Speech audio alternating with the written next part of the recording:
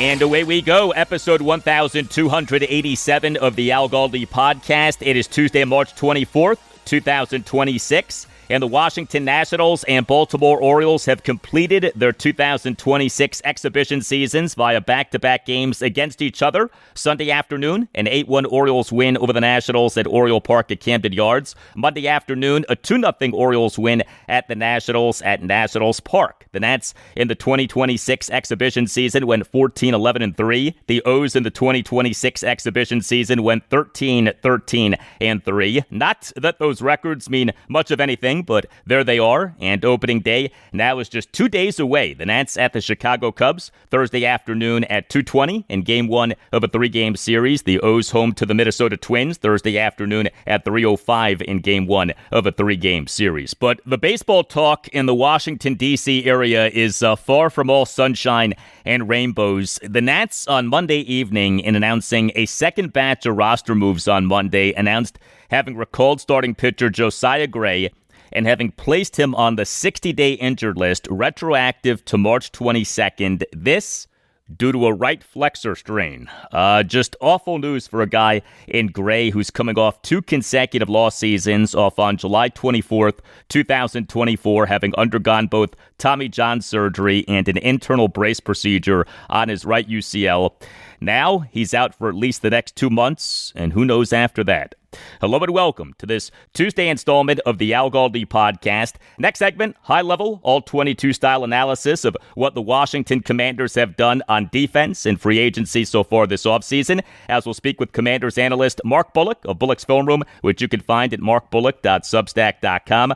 Mark joined us on last Tuesday's show, episode 1282, to discuss what the team has done on offense and free agency so far this offseason. And next segment, we'll get his assessment of what the team has done on defense and free agency so far this offseason. Mark will give us outstanding insight on why the Commanders' 2026 defensive free agent acquisition, who he is most excited about, is edge defender Odafe Oweh, how we should view the team's current edge defender hierarchy, the likelihood of interior defensive lineman Tim Settle being the Commanders' number 1 nose tackle in a 3-4 defense, whether the team in Leo Chenal at last has a linebacker who is truly good in pass coverage, what the signing of quarterback Amik Robertson means for cornerback Mike Sainristil, how the Commanders might use safety Nick Cross, and more. Mark Bullock, next segment on what the Commanders have done on defense in free agency so far this offseason, an offseason that our team entered needing to do a lot on defense, as you may have heard. Before we get to feedback, did you see or hear what ESPN NFL insider Adam Schefter said on the Pat McAfee Show on Monday afternoon? Schefter, whose Commanders intel usually is good, said that the Commanders right now make sense as a team that would take Notre Dame running back Jeremiyah Love in the 2026 NFL Draft, in which the Commanders, of course, have the number 7 overall pick. So much conversation already about whether the team would/should take Love. Schefter, on Monday afternoon, identified our team as a potential landing spot for Love, and Schefter did so in a way that suggested that he knows something. Here was the exchange. Schefter, last question here as we go into draft talk, just if you're hearing anything from general managers from D-Butt. Yeah, Schefter, you mentioned some of these big-time running backs getting paid shortly here, Bijan, Gibbs, those type of guys. So, obviously, you look at the draft at the top running back with Jeremiyah Love. What do you hear? What's kind of like his ceiling as far as how high he can go, and what's the floor as far as you'll be shocked if he gets past this pick? Another great storyline heading into the draft, another reason for people to tune in to all the draft coverage. But to me, he's a top 10 pick. I know a lot of people have had him going to Tennessee. Again, it's just not what I'm sensing right now. And by the way, it's March 23rd. The draft is a month from now. There are a lot of teams that go back and forth on these things. And just because they're not in a spot on March 23rd doesn't mean they won't be in a different spot on April 23rd. So it's hard to say. Today, as we sit here today, my guess would be I don't see him going to Tennessee. I don't see him going to the Giants at number 5, although that would be an interesting spot. And I think he'd have a lot of support there.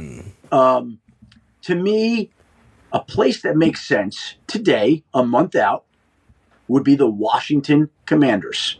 They've added to their running back room.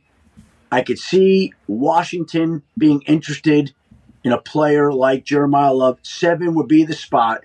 If we go back to other years and other great running backs, Bijan Robinson went number 8 to Atlanta. Christian McCaffrey went number 8 to Carolina. New Orleans just spent on Travis Etienne Jr. Well done, Schefter. Great job. Nailed it. Thank you. Oui, bonjour, ça va, merci beaucoup. So, and Kansas City just spent on Kenneth Walker. So, to me, Washington, I know they went out and they added Rashad White and they added some depth at the running back position. But I still think that if you could pair Jeremiyah Love and Jaden Daniels, that would be dynamic. And they've been in need at that spot. So to me, that's a spot that I'm watching a month out. Although, look, he could turn up at 4, he could turn up at 5, he could turn up at 6. I just think 7 is interesting to watch. That's me. Sure. Schefter's got his eyes on the Washington Commanders and Jeremiyah Love story potentially. Yeah, I don't know about you, but that to me sounded like Adam Schefter may know something about the Commanders really liking and wanting Jeremiyah Love. That seemed like an informed opinion, shall we say, from Adam Schefter. I am not a fan of the Commanders spending a top 10 pick on a running back unless the guy is superb. Is Jeremiyah Love such a running back? That's what we're trying to figure out. You can hit me up on X at Al Galdi. You can email me the Al Galdi podcast at yahoo.com. I recently have received multiple emails on the same random topic. Should the Commanders be interested in signing receiver Henry Ruggs III? He was taken by the Las Vegas Raiders with the number 12 overall pick in the 2020 NFL Draft out of the University of Alabama. But the Raiders in November 2021 released him off his involvement in a car accident that killed a Las Vegas woman and her dog. The details of the incident per police: Ruggs was driving drunk and reached a speed of 156 miles per hour seconds before crashing his Corvette Stingray into the woman's car, propelling it 571 feet. A blood draw about 2 hours after the crash revealed that his blood alcohol level was 0.161, more than twice the legal limit in Nevada. Ruggs, in May 2023, as part of a plea agreement, pleaded guilty to 1 count of felony DUI, resulting in death, and 1 count of misdemeanor vehicular manslaughter. His earliest parole eligibility date has been listed as August 5th, 2026. Email from Rich. Writes Rich. Hi, Al. It's clear the Commanders need some dynamic playmakers. I saw a clip of top 40 times for wide receivers at the Combine. Henry Ruggs is fast. What are the chances that the team may take a flyer on him? Probably some bad PR risk, but you can't teach speed. Desperate times, ... Thank you for the email, Rich. Email from John Granlund. Writes John, hey, Al, hope you are well. I was a few cocktails in on St. Patrick's Day and Googled Henry Ruggs III. It looks like there is a very good chance he will be released this August. I was always a fan of him as a player. Have you heard anything about him returning to football? Cheers. Thank you for the email, John. Cheers to you as well.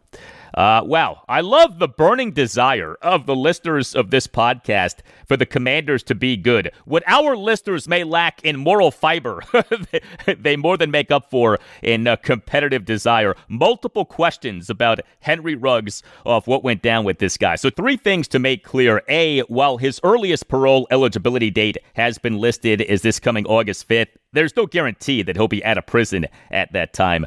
B, what the NFL will do with Ruggs in terms of a suspension for a violation of the league's personal conduct policy, we don't know, but the league presumably would have something to say and wouldn't just let Ruggs, waltz from prison right back into the NFL. C, Ruggs has not played in an NFL regular season game since October 2021. Now, he is still young. The 2026 season, if he had one, would be his age 27 season, but there just are so many unknowns with this situation, to say nothing of the fact that Ruggs, before the incident, was not exactly killing it as an NFL receiver. Now, the Commanders, with Adam Peters as general manager and Dan Quinn as head coach, for all of the talk about brotherhood, have not been shy about signing guys with troubled pasts. The Commanders, last July 21st, announced the signing of unrestricted free agent edge defender Von Miller. Von Miller, in October 2024, was suspended by the NFL for 4 regular season games without pay for violating the league's personal conduct policy. The suspension stemmed from Miller allegedly having assaulted his pregnant girlfriend in November 2023.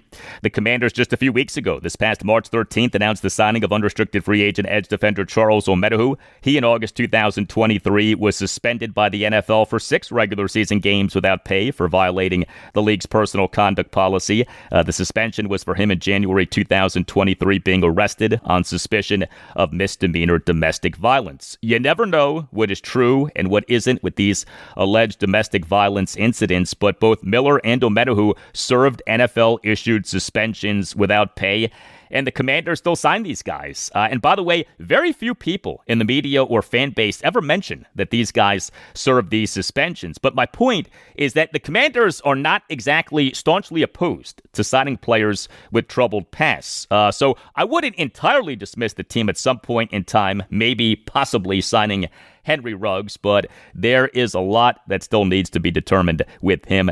And something that we have seen with the Commanders over their 2 seasons with Adam Peters and Dan Quinn is the team taking flyers on receivers, but those guys just not working out. See Martavis Bryant, see Michael Gallup, see KJ Osborne. Now, nothing wrong with taking flyers on guys, but each of those receivers came to the Commanders with some hype off what he had done, and each guy did not last long with and did not do much for the team. Hey, please consider subscribing to the podcast. If you're not already doing that, subscribing to the podcast costs nothing. Make sure that you never miss an episode and helps out the podcast a lot. And if you're already subscribing, thank you.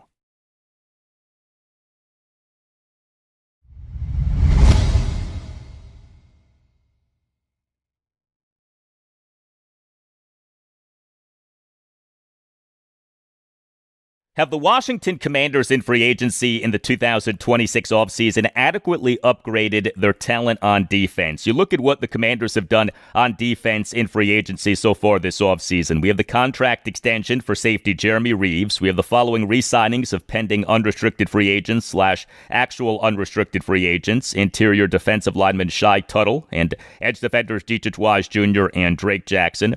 We have the following unrestricted free agent acquisitions: interior defensive lineman Tim Settle, linebacker Leo Chenal, edge defenders Odafe Oweh, K'Lavon Chaisson, and Charles Omenihu, cornerback Amik Robertson, and safety Nick Cross. We have the following unrestricted free agent defections: edge defender Jacob Martin and cornerbacks Jonathan Jones and Noah Igbenogany. And we have the team having released cornerback Marshawn Lattimore. For much more on what the Commanders have done on defense in free agency so far this offseason, it is a pleasure to welcome back to the Al Galdi podcast Commanders analyst Mark Bullock. Mark is exceptional at talking Commanders from an X's and O's standpoint. He does tremendous Commanders All 22 breakdowns. You can read his work on his Substack, Bullock's Film Room, which you can find at markbullock.substack.com. A lot of great content on Mark's Substack, including a number of pieces on recent free agent acquisitions for the Commanders. Mark has written for The Athletic and for The Washington Post. He also is a Commanders fan. You can follow Mark on X at Mark Bullock NFL. Hey, Mark, how are you? Yeah, I'm doing well, thanks. And yourself? Doing well. Good to talk to you. Do you have a favorite defensive free agent acquisition for the Commanders so far this offseason? In terms of the most exciting one, I guess it's the kind of the obvious, the low-hanging fruit is Odafe Oweh being the kind of. I feel like he's positioned himself well to take another step forward as a pass rusher. I think watching his film back after they signed him, I watched a little bit just before they free agency. I'd missed him in my initial cycle through of pass rushers, and then I watched him just a little bit before the first wave of free agency kicked in. I thought, actually, this guy could fit pretty well. And then once they signed him, I went back and rewatched him, and what you see there is a pass rusher that is starting to really put together the idea of how you knit together different moves and set up different rushes. And so that feels like it's a guy that is poised to take another step forward, as long as he's not one of those guys that gets a big contract and gives up and what have you, which we don't have any idea of, any inkling of that. But you never know how that money is going to impact someone. But in terms of how he was playing on the field, you were starting to see that he was understanding, okay, if I use this kind of my speed threat to the edge, I can set up a move inside. If I use a little stutter and fake inside, that can stop their feet and I can get back outside. And he was developing a rush plan where you would see sequences of 2 or 3 plays in a row where he was getting the better of a tackle by attacking him in different ways and setting up different rushes rather than just being a pure, I'm just going to go speed constantly or I'm just going to go power constantly. He was setting guys up. So I think that tells you that there's an intelligent football player there that is really starting to put things together. And so that makes me think he's poised to take another step forward now that he's earned his big contract and he could kick on and become a really good pass rusher from here. The Commanders' contract for Odafe Oweh is the only true big money contract that the team has given out to a free agent this offseason. A reported 4-year, $96 million deal with $50.6 million fully guaranteed at signing. The hope is that he is an ascending player for whom the best is yet to come. In what ways does he most need to improve? So I think consistency in that pass rush sort of plan. You could see there was certain games where he was really putting it together and constantly getting the better of guys. And there were certain games where those moves weren't working and he was kind of questioning himself and then going to his default kind of rushes. And so you want to see that consistency, which, comes with reps and what have you. And as I say, it's come along quite a way from where he was when he first came into the league. But yeah, it's mainly the consistency with that. I think in this defense, potentially the ability to drop into coverage is important, and I think he has the athletic ability to do that. And you can see on certain plays where he actually shows some good instincts there, but it's not necessarily second nature to him. And obviously, when you pay a guy $100 million to be a pass rusher, you're not paying him to do that, to drop into coverage 20 times a game. But in this scheme, it could be 2 or 3 times you have to drop into coverage a game, and you need to be able to do that so that others can blitz. And I think he can be competent there, but I think it's something that he could be a little bit more consistent on. And then the run game, I think he can be fine in the run game. I think he could improve to be a little bit more of a factor in the run game. I think there are times where he's maybe a little bit passive, and those kind of athletic pass rushers can be that kind of way.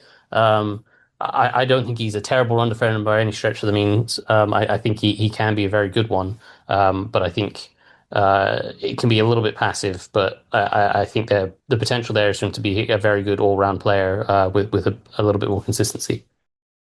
Halloween 2023, what was NFL trade deadline day 2023, that was when the Commanders traded their top 2 edge defenders, Montez Sweat and Chase Young. Just out of curiosity, how does Odafe Oweh compare with Montez Sweat and Chase Young?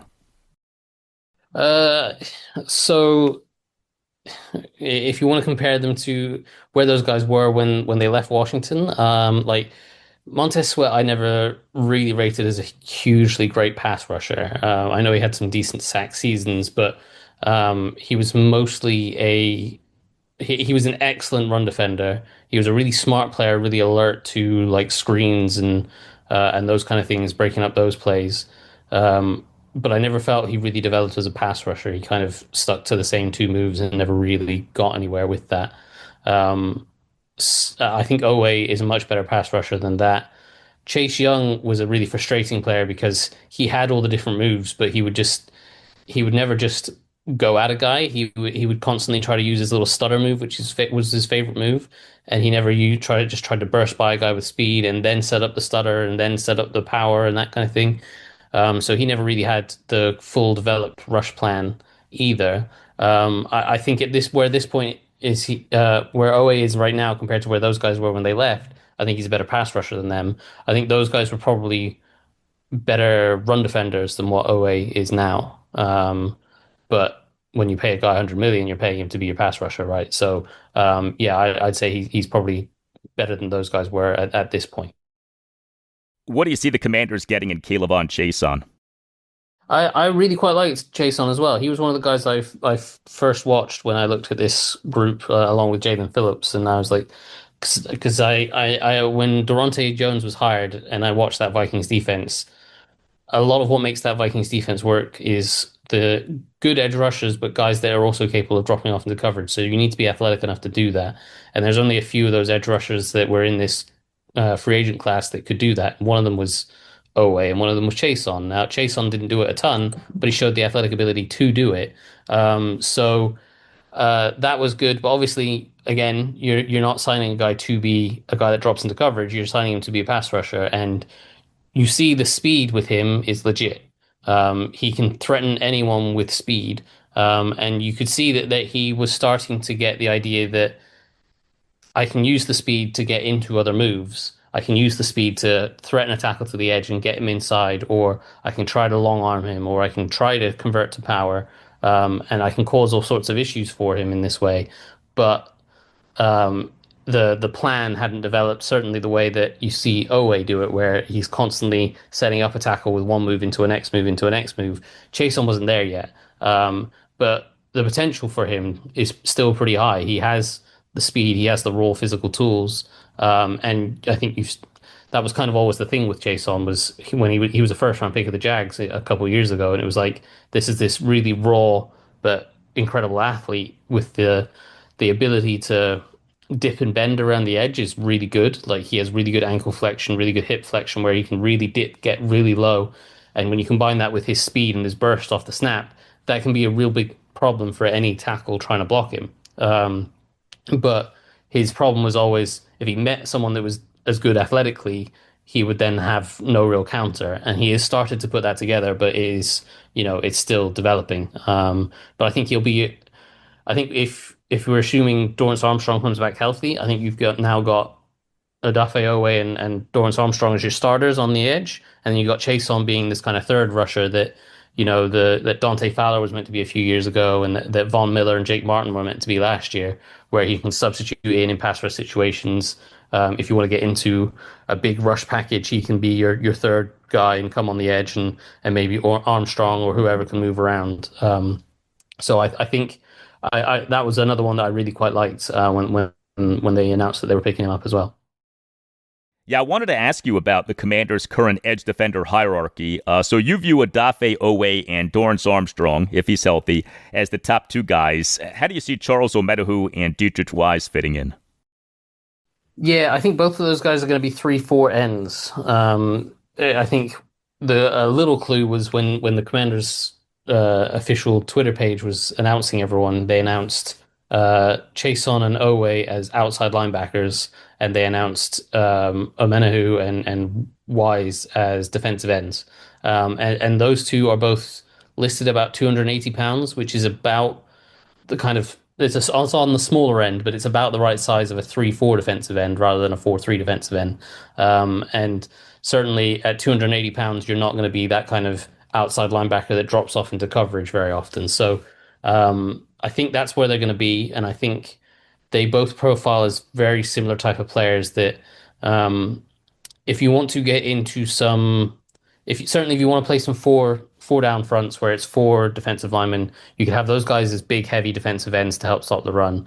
Or you can just have one of them as a heavy defensive end, and then you can slide the line down. You can walk a Leo Chenal or I'm sure we'll get into, or Frankie Louvu up onto the edge, and that can give you effectively your 3-4 look, and you can trust a Dietrich Wise or Charles Omenihu to be that guy on kind of head up on the tackle or 4-eye technique slightly inside of the tackle, slightly inside shade of the tackle, and that gives you your kind of 3-4 look as well. So they give that kind of versatility where they can play inside, they can play on the edge if you're playing a 4 down front, and yeah, that's kind of how I think we'll see them line up. As we're talking about the Commanders with Durante Jones as defensive coordinator being expected to go with a 3-4 base defense, does the team in Tim Settle have its number one nose tackle? I think so. I think he can do it. It depends on how Jones wants this front to be. Typically, when you looked at what the Vikings did, they played a 3-4 base a lot of the time, and they had three big defensive linemen on the field that were essentially just run stuffers, so that they could keep their two safeties back deep and play two high coverages. They could play their quarters or quarter half and what have you.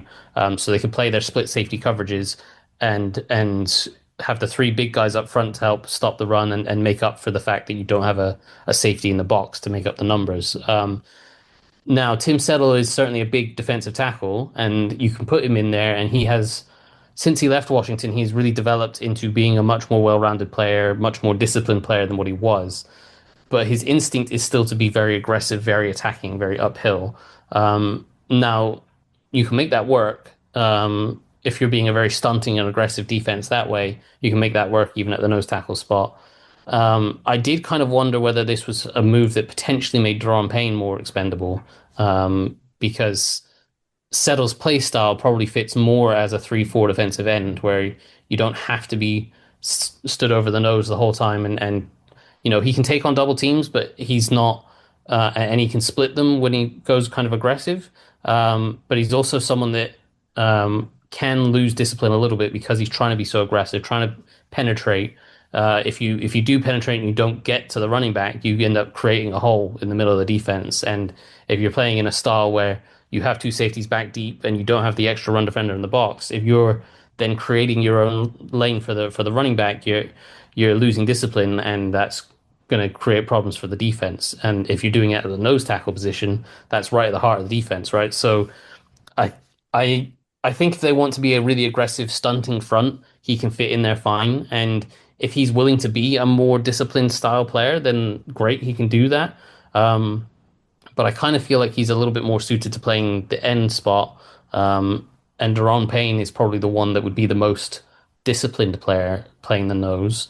I think if you remember when he came out of Alabama, it was, Payne played nose tackle and Jonathan Allen played as a 3-4 end, and I think Matt Ioannidis played as a 3-4 end on the other side, and they had that kind of trio.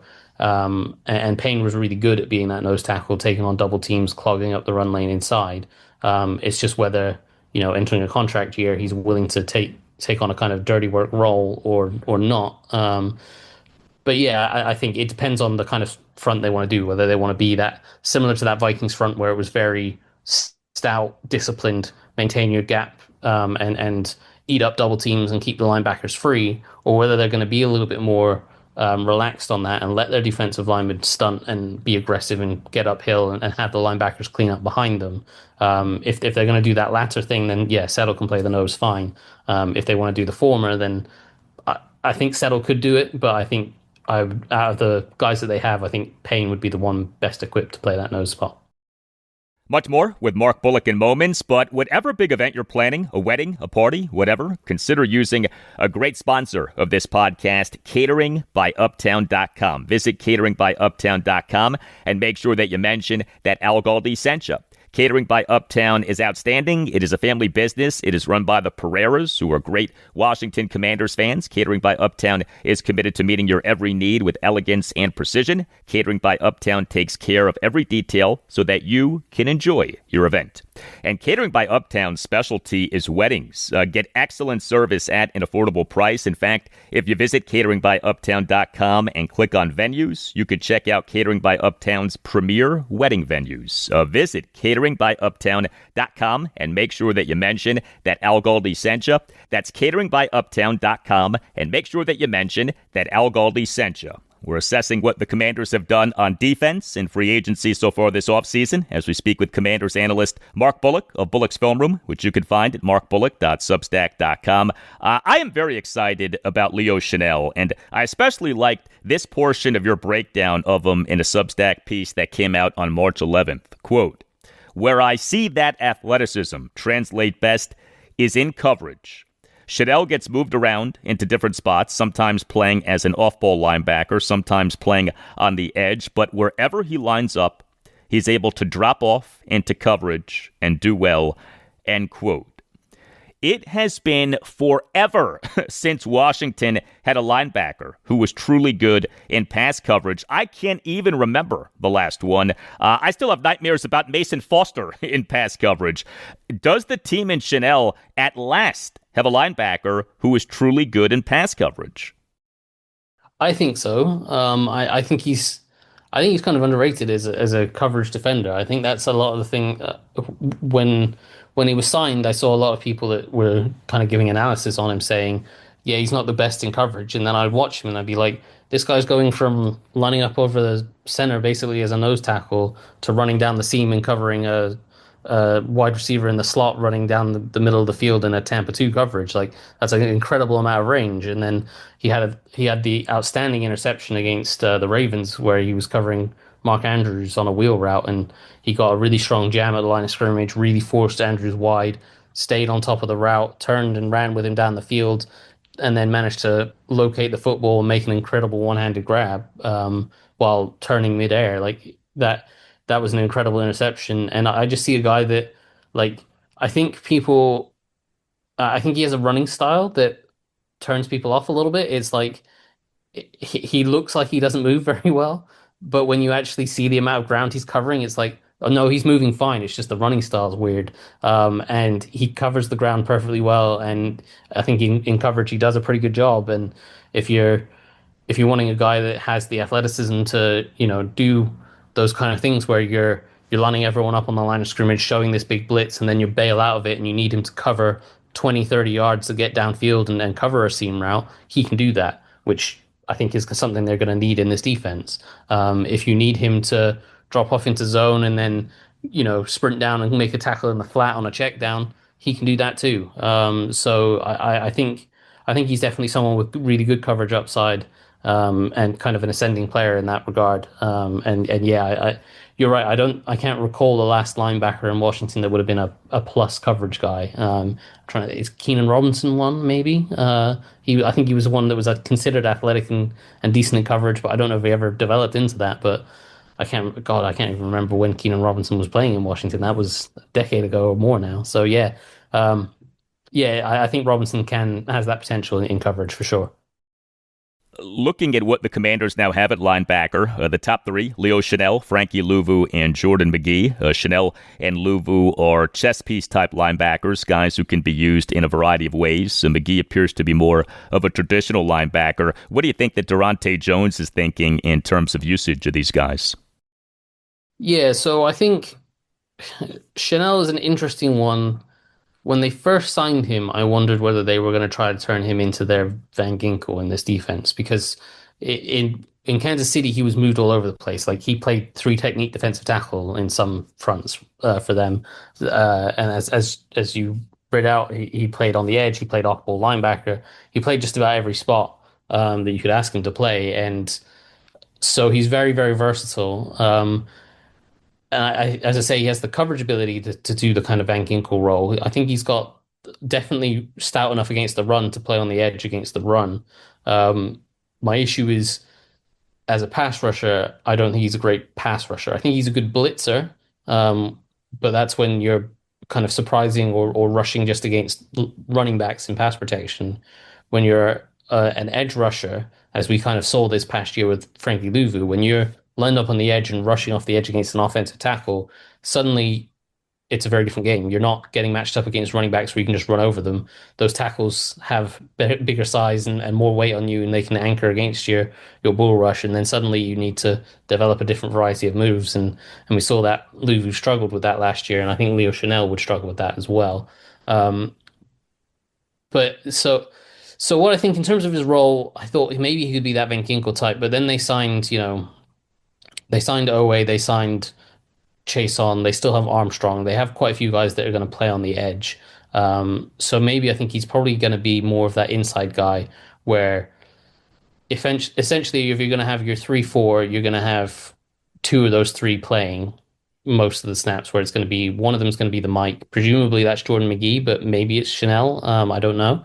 And then the other one's going to be the kind of matchup chess piece, and then it's going to be between Louvu and Chenal, who does that role, and blitzes a lot and can cover and that kind of thing. I do wonder if they want to, they can get into some 4-3 packages where you have McGee as your Mike, and then you have Chenal and Louvu either side of him, And that's when you can do that thing where if you have a Menahue or as a defensive end, or even we've seen Dorrance Armstrong be able to do it, if you shift the line down and you walk one of Chenal or Luvu up onto the line of scrimmage, you get into your 3-4 front basically, and then either Luvu or Chenal are playing as your edge rusher at that point.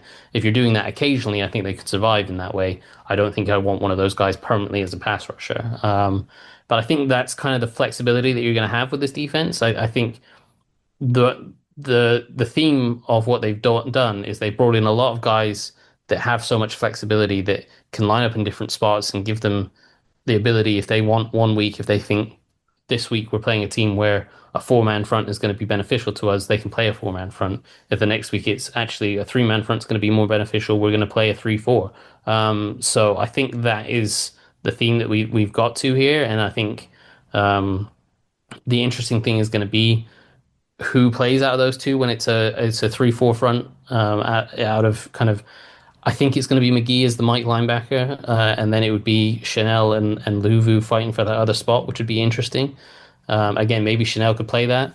If they then end up drafting Sonny Styles, it becomes even more interesting because you figure he's going to probably start at the Mike, and then it's probably Chenal starting next to him, and then it's your two starting linebackers from last year, McGee and Luvu, then become your backups, and suddenly you're liking your depth. But then it's like, how do you fit them all together, and do you have a piece where maybe you can move one of those guys? But I think ultimately it provides a lot of flexibility in what they want to be able to do in any sort of situation.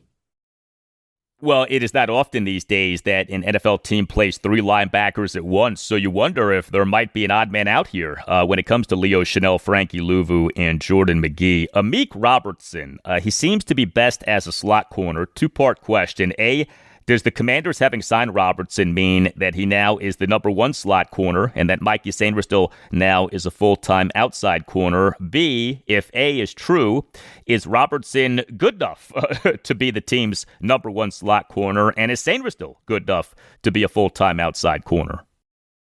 Yeah, I don't think it guarantees it. I don't think it sets it in stone. I think that is certainly the direction they are trending in, is that they want Sainristil to be an outside guy and Robertson could be their inside guy. I don't think Robertson is guaranteed to be a starter. And if you look back to what the Vikings did last year, and we're assuming that Durante Jones is going to bring over a lot of what he did with Minnesota, they didn't play a hell of a lot of nickel. They played a ton of base, where they were just in a base 3-4, which is very unusual. But as I talked about, it was so that they could keep their 2 safeties back deep, keep their 3 defensive linemen to be stout against the run, so that they had that balance.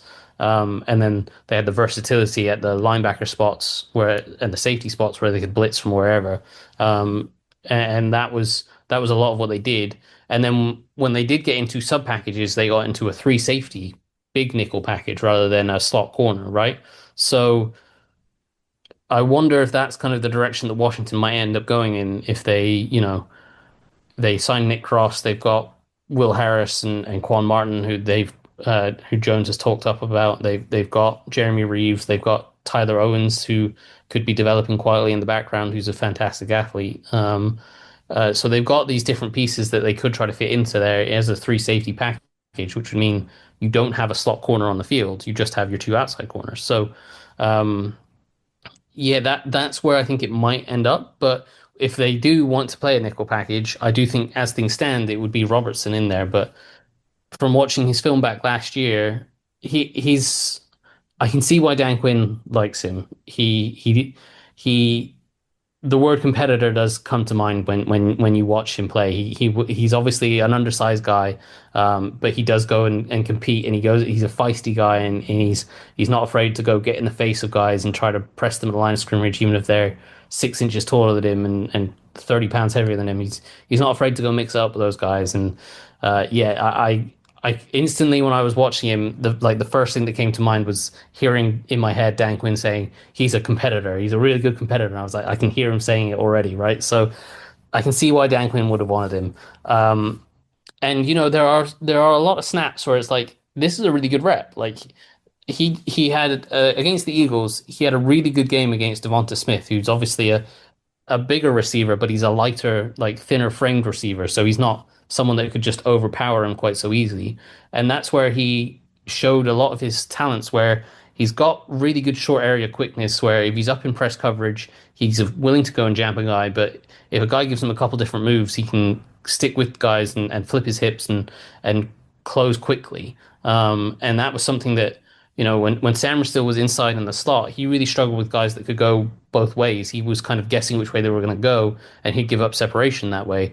Whereas Robertson, he understands when he's in the slot, guys can go both ways, but he's got the quickness to react and adjust to them. So as soon as they make that sharp cut outside that he's not expecting, or the sharp cut inside, he's got the quickness and short with his feet to be able to recover and make up that ground and stick to the hip of the receiver. So that makes him really good in man coverage in those slot situations. The issue is that when you go to like the Cowboys game, the Cowboys would put George Pickens in the slot, and George Pickens is 6'4" or something like that, 210 pounds maybe, and he has like 6 inches on Robertson and 30 pounds on Robertson, and they would just run a slot hitch, a quick 5-yard stop route, and Pickens would just kind of use his frame to hold off Robertson, catch the ball away from his body, and then break a tackle and pick up 5 or 6 or 7 yards, right? So that's where you see that undersized frame come into it. Like, he will compete his ass off, and he'll be a feisty corner, and against smaller guys, he'll hold up pretty well. But teams will realize that, hey, we can just put our big receiver in the slot against him, and he will get overpowered quite a lot. So I think there's definitely some upside. The thing I thought of coming away from the Robertson signing after studying him was he reminds me a lot of Zaccheaus. When you remember back to Dan Quinn's first training camp here, they talked about Zaccheaus a lot in the receiver room, about how he was undersized, but because of that, he was constantly raising the standards of the room by being like, I'm going to give 100% on every play. I'm not going to slack off. I'm going to make the most of every single rep. And Dan Quinn talked about how that rubbed off on the receiver room, how everyone else saw, hey, this guy is a vet and he's trying his hardest every single time. I've got to be at that level as well. I feel like Robertson is that same kind of player where he's going to set a standard and he's going to force everyone else in that DB room to stick up to that. So I don't know if he's necessarily going to be a guy that's going to play 80% of the snaps every week and be this amazing corner, but I feel like the kind of Zaccheaus role where he can come in and do a job, but raise the standard of the room and be someone good for the locker room, I think is probably more likely to be the kind of impact player that he is. You know that Commanders head coach Dan Quinn cannot wait to, at a press conference, call Amik Robertson, quote, a dog-ass competitor, end quote. We all know that that's coming. Here is Dan Quinn saying that phrase. This is a dog-ass competitor. Yeah, Dan Quinn loves that phrase.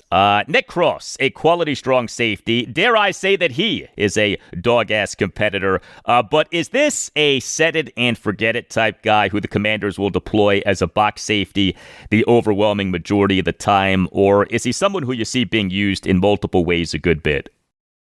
I think there is the potential for him to be moved around a little bit. I think if we talk about, as I mentioned, that 3 safety package that they used in Minnesota, where they had one of those guys come down and kind of be almost a dime linebacker or kind of a box safety, and he had the potential to go on the edge and blitz off the edge or play as a linebacker in the box and sometimes disguise some looks and then run back deep and what have you. I think that's something Nick Cross can do. I think his number one trait would be, like, if you're talking about a split safety defense, he's so good at filling the run and tackling. If you're playing a split safety defense, he's back deep. He's so quick at getting up to the line of scrimmage, making open field tackles. If you're playing a quarters defense where he starts deeper and he comes up and fills from deep, I think that's a really good spot for him to be in. I think he can be, as I said, just in the box naturally as a box safety as well. I think he has potential as a blitzer, where, that we saw Harrison Smith do quite a lot of that with the Vikings, where they'd line up both linebackers in the A gaps, and then they'd put Harrison Smith on the edge, so they'd have 7 guys up on that on the line of scrimmage, and on any given snap, any one of them could blitz, or any one of them could drop off into coverage. I think Cross is someone that could end up doing that kind of role, and we saw that a little bit last year with the Colts. He did a little bit of that, not as much as necessarily he probably liked to have done, but we saw a little bit of that, and there's some potential there. So I think there is potential for him to do a little bit more, but his number one traits would be his ability to defend the run, how quick he is to read the run, and how quick he is to get down to the line of scrimmage. I think he's a 4-3 guy, and some 4-3 guys that doesn't translate to the field. For him, it does. Like he closes very, very quickly. He covers ground very quickly, and that gets him up to the line of scrimmage from deep. And it kind of gives the defense the ability to play too deep and be light in the box. But because he's so quick to get up into the box, it's like they're getting the best of both worlds, right? They're getting there too deep in coverage, but they're also getting their extra guy in the box because he's so quick to get up to the box. And fit the run as well. So, and he's a really good open field tackler as well. So that is something that certainly Washington has missed from the safety position for a while now. More with Mark Bullock in moments, but if you would like to grow your business or practice, consider advertising on this podcast. We'd love to have you on board. Podcast advertising works and is very affordable. In fact, we right now have special deals as we approach the 2026 NFL Draft to put the power of the pod to work for you. Email us to see what we can do for you. The email address is thealgaldypodcast@yahoo.com. Our final moments with Commanders analyst Mark Bullock of Bullock's Phone Room, which you can find at markbullock.substack.com as we assess what the Commanders have done on defense in free agency so far this offseason. What still worries you about the Commanders' defense? So I think the defensive back room as a whole, I have concerns about. If you want to split it into corners and safeties, like I feel good about Trey Amos. I think he's going to be a really good corner. I think Sainristil still has the potential to become a very good corner, but you have that question of, he did have a bit of a down year. He has struggled in the slot whenever he's played in the slot. Is he just an outside guy? And do you want to be going into a season where you're going to have potentially a 5'8" outside corner and a 5'8" slot corner? That's a potential thing that teams are going to attack, especially when you're in a division where you've got receivers like George Pickens and CeeDee Lamb and AJ Brown, assuming he's still in the division, right? So that could be an issue for them. But outside of those top three corners, they don't really have any depth there. So that would be a concern for me, and that's why I think corner could be a sneaky need for them in the draft. Safety is an odd one because I thought going into the year, safety was going to be a position of strength for them. I thought Quan Martin was going to kick on and really establish himself as one of the better safeties. That obviously didn't happen. I thought Will Harris had the potential to be really good in the system they were asking him to play. And, he had some moments, but he spent most of the year injured. And then, I thought Reeves had a better year than I thought he would have done, playing as kind of a backup safety that played more often than they would have wanted him to, but I thought he did okay. And we never really got to see what Tyler Owens or Percy Butler could do.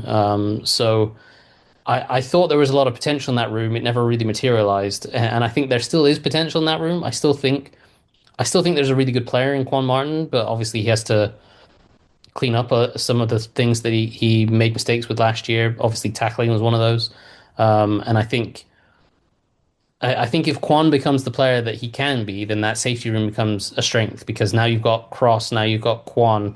Will Harris is a decent veteran safety. Suddenly you've got some good components there. But if you could quite easily just say, well, Will Harris is an aging safety. He's on a 1-year contract. We've got Cross, but, Quan Martin has taken a step back and he could continue to take a step back and not be anything. And suddenly we're left with just Cross and, is Jeremy Reeves going to be a starting safety for us? Or is he just kind of a guy we want as a backup and a special teams ace? That's kind of his role. So I think that safety room could be a bit of a need for them as well. Who right now is the Commanders' other starting safety along with Nick Cross? I'd lean towards Quan Martin, but I wonder whether they view him as that potential big nickel kind of guy, and maybe it's Will Harris is the starter and Quan comes in for that kind of big nickel role. You know, it's funny. Last month, episode 1265, spoke with Commanders analyst and former Redskins tight end Logan Paulson, and he made it clear that he still very much believes in Quan Martin as having the potential to be a quality NFL safety, even with last season being a disaster for Martin. There's still good reps on film. And there's still plays where it's like he covers a lot of ground. He makes the right read. He has good instincts and coverage on the back end. And then he'll just like get and there's a lot of plays where he makes some really nice tackles as well, and he'll feel really well in the run game. And then there's plays where it's like I think the big thing is just the mistake plays that he's had have led to huge explosive plays. Like everyone talks about I can't remember which game it was. There was the touchdown where he missed a tackle on the sideline and it turned into a big like 30, 40, 50-yard touchdown. And there was plays like that where it's like the bad plays were really, really bad, so it made everything else look worse. But if you take those bad plays in isolation, which is, is a stretch, but if you take those bad plays in isolation, if you go play by play, he was okay. And there were some good plays in there. But so I think there is still a talent there. I'm hopeful that, a defensive backs coach by trade in Durante Jones can kind of tap into some of that potential a little bit more. Commanders analyst Mark Bullock of Bullock's Film Room, which you can find at markbullock.substack.com. Mark, thanks, and we'll talk soon. Of course, thanks. See you soon.